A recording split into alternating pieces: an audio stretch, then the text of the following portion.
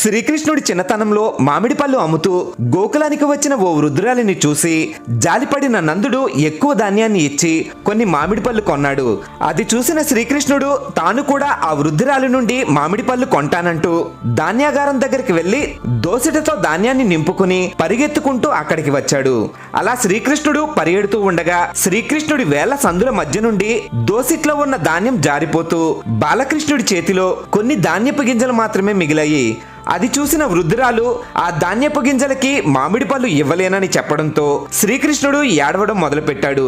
బాలకృష్ణుడు ఏడవడాన్ని చూసి ముచ్చటపడిన ఆ వృద్ధురాలు శ్రీకృష్ణుడి దగ్గర నుండి ఆ ధాన్యాన్ని తీసుకుని 2 మామిడి పళ్ళు ఇవ్వడంతో బాలకృష్ణుడు చాలా సంతోషించాడు.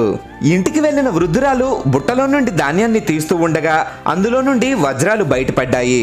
మీ జీవితంలో జరిగిన అద్భుతాన్ని కామెంట్ చేసి జై శ్రీకృష్ణ అని గట్టిగా చెప్పండి.